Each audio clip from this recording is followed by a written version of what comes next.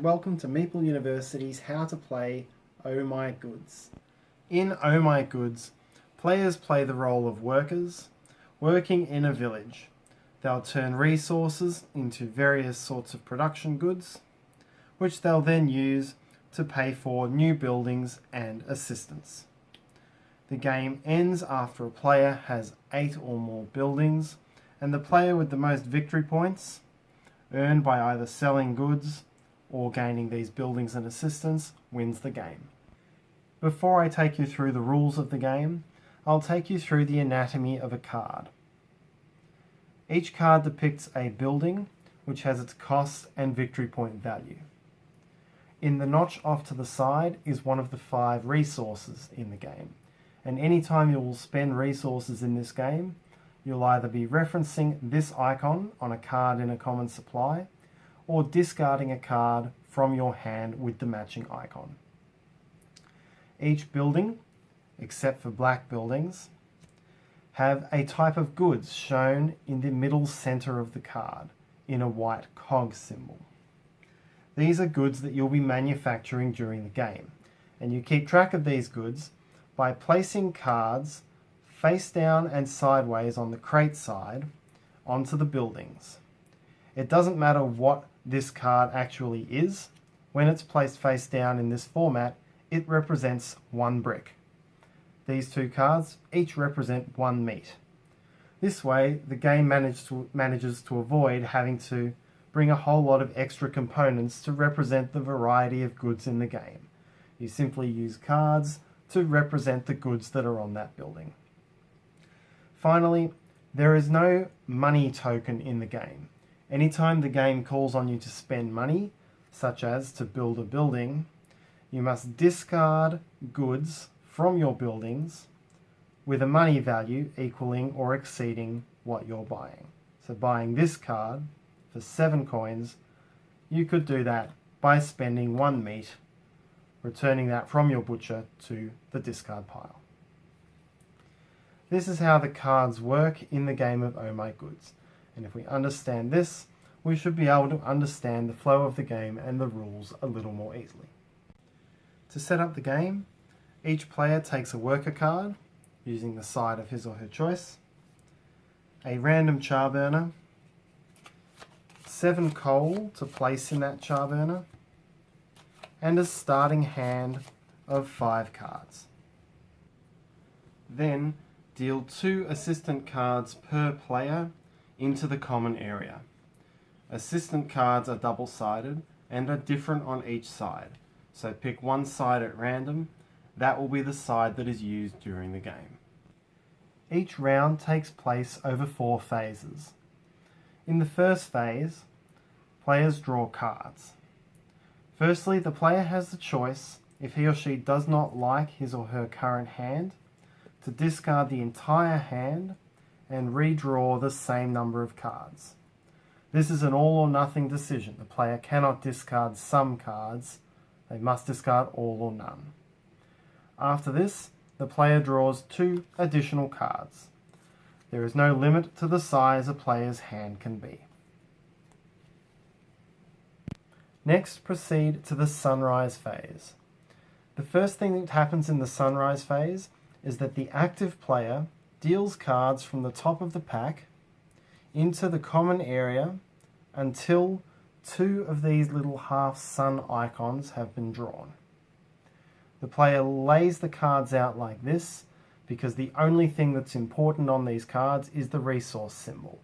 The building is not used in these cards. Next, at the end of the sunrise phase, each player needs to make 3 decisions.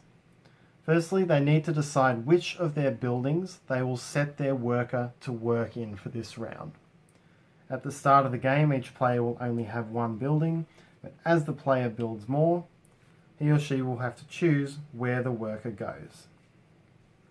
Secondly, the player needs to choose whether the worker is going to be efficient, in which case he is placed on this side, or sloppy, in which case the worker is placed on this side. I'll go into what this means in more detail shortly. Finally, from the player's hand, he or she chooses which building he or she is going to try to build in this turn. Player looks through the cards, picks the building of choice, and places it face down but vertical on the table near the other buildings. Once all players have done that, this sunrise phase is over. What is happening here is that the player is making a decision based on half of the available information. What will happen next is more cards will come out until another 2 suns have been drawn. And then the total number of resources on the table will impact which buildings can produce and therefore how many goods a player will have. So the player has to make their decisions on which buildings they think will produce based on only half of the information. And we'll see how this plays out next. After the sunrise phase is over, proceed to the sunset phase. This works the same way. The active player draws cards from the top of the pack until such time as 2 half suns have been drawn. Once this happens, the sunset phase is over. Next, proceed to the production phase, which takes place in turn order. This takes place over 3 steps: production, production chains, and building. Firstly, production. For a building to produce, it requires 2 things: a worker to be assigned to it, and the resources shown in the bottom left-hand corner of the card. Firstly, let's consider the case where the worker is on the efficient side. In this case, the building needs all of the resources shown, and if it has them, it will produce 2 goods. To look at these resources, firstly determine whether the resources are available in the sunrise and sunset supplies. If they are, the production is successful. If not, the player must make up the difference by discarding cards from his or her hand. So in this case, there are 2 grain in the main supply, but no stone. So for this building to produce, the player would need to discard 2 stone from his or her hand in order to make it produce. The cards that are in the main supply do not have to be discarded. They remain there for everybody. If it produces successfully, take 2 random cards from the top of the main pile to serve as the 2 goods that were produced. If the worker had been on the sloppy side, then the building will produce with 1 fewer resource, but it will produce 1 fewer goods card. So in the example shown before, the player would only needed to have discarded 1 stone, but would only have produced 1 cow. Next, proceed to production chains. And any building which has produced by its left-hand side action can then produce by a production chain. Buildings which have not produced on the left-hand side cannot produce by a production chain. Production chains allow you to create more types of that goods card. But exactly how you do that depends on what the cost is.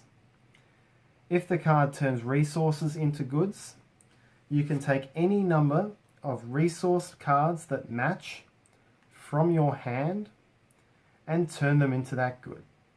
So in this case, I could take these 2 grain from hand and turn them both into cows. These cards must come from your hand. They cannot come from the main supply or any other location. If the production chain starts with another type of goods, rather than a type of resources, you must provide those goods from a different card which produces those goods. So in this case, if this card had been activated on the left-hand side by this worker, you could then process any number of cattle cards from this card into meat goods on this card with your production chain. Some production chains require pairs of goods, such as this bakery, which requires flour from the mill and coal from the char burner. When using this production chain, the goods must be provided in pairs. So, provided it has been activated as normal, The player could take a pair from these two buildings and process them, take another pair and process them, but has no more flour, so cannot process any more coal into bread. You will note that both of the cards move over here. So going from 1 flour and 1 coal worth 3 gold, you will get 2 bread worth a total of 8. After you have finished with production chains, proceed to building, where you may build the card that you identified during the sunrise phase. To build the card, you must spend the amount of money shown in the top left corner, which means discarding goods of the appropriate value. If you pay more than the value of the card in goods, you do not get change. If you cannot build the building or do not wish to build the building at this point, you may take it back into your hand. After everyone has finished their production and building phase, discard the cards from the common supply and proceed to the next round, with the next player clockwise serving as the active player. If you ever run out of cards in the draw deck, shuffle the discard pile to form a new deck. During the building phase, instead of building a building, a player may hire an assistant. In order to hire an assistant, the player must have at least the combination of building colours depicted on that assistant. So in this case, white, yellow, green and red. Then pay the cost of the assistant, again in goods, and take the assistant into your employ. At this point, you must choose a building to assign that assistant to. The assistant will not help production in this round because building occurs after production, but the assistant will be active in subsequent rounds. The following rules govern the use of your assistant. At the end of the sunrise phase, when you allocate your worker, you can also allocate your assistant to a new building.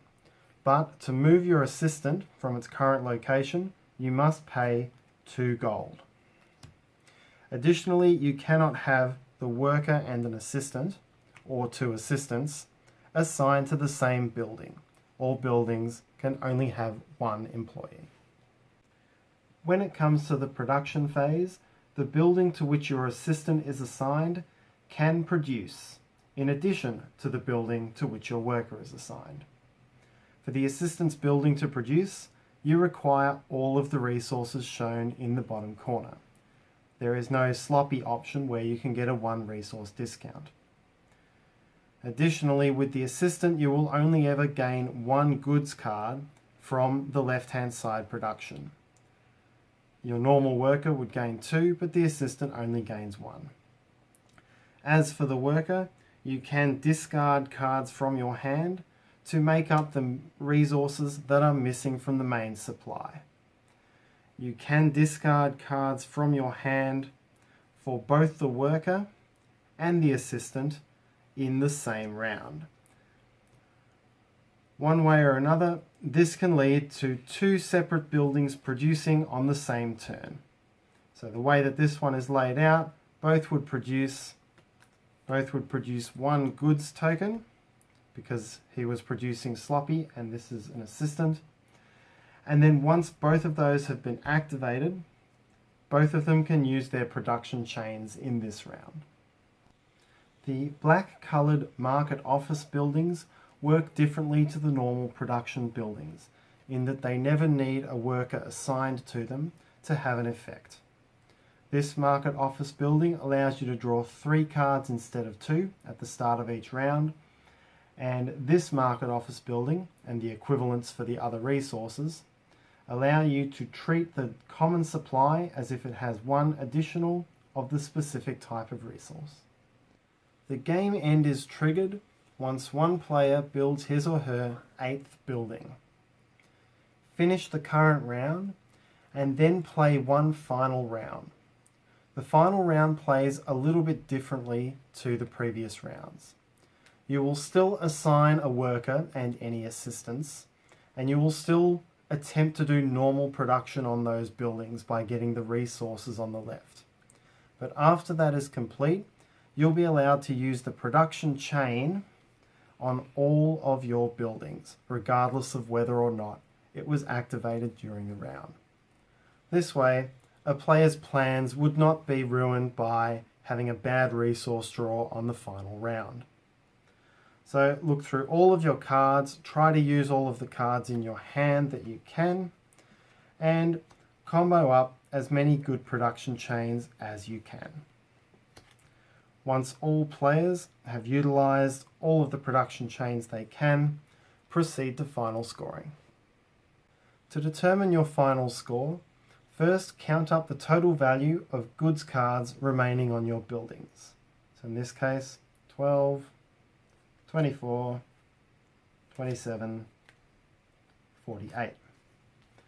Then gain 1 victory point per 5 coins. So that would be 9 victory points. Add to that the victory point total in the top left corner of every building and assistant that you have collected. So in this case, an additional 21 points for a total of 30. The player with the highest score wins, and in the event of a tie, the player who has the most money left after buying victory points, such as in this case I had 48 money and spent 45 of it, so that's 3 remaining, the player with the most left over breaks the tie. If still tied, players share victory. And that's how to play Oh My Goods. I hope you enjoyed the video and I hope you enjoy playing. Please subscribe to our channel if you'd like to hear more from Meeple University.